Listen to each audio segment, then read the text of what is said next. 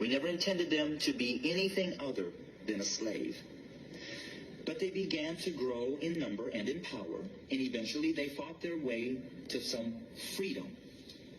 So we became even more cruel, and to keep our black Americans down, we lynched. But yet they rose. So then we used the welfare system, the criminal justice system, to keep them down, to contain them, to destroy them. But yet they rose, and they're rising. Then we built prisons and jails to hold them. Yet they rose.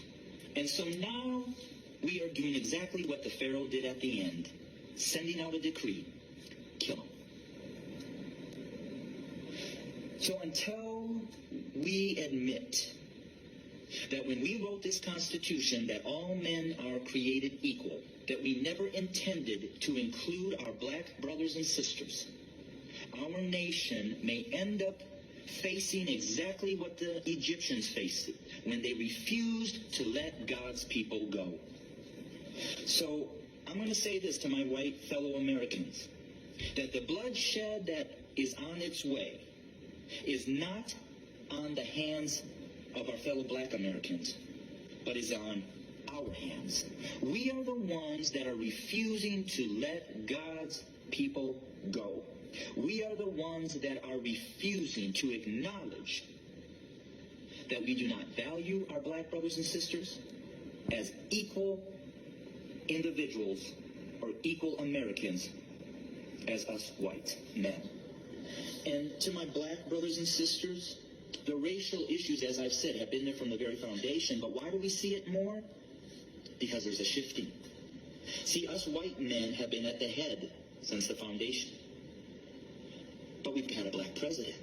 And you know, we've done everything in our power to keep him from really changing things. Now we have another minority rising to the top, a white female. What does that say? Those of us who are white men who have been at the head are now starting to see and fear that we are going to become the tail. And we know what we've done to you.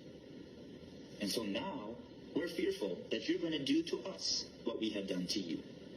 But I will say this. I've lived in a black community for 23 years.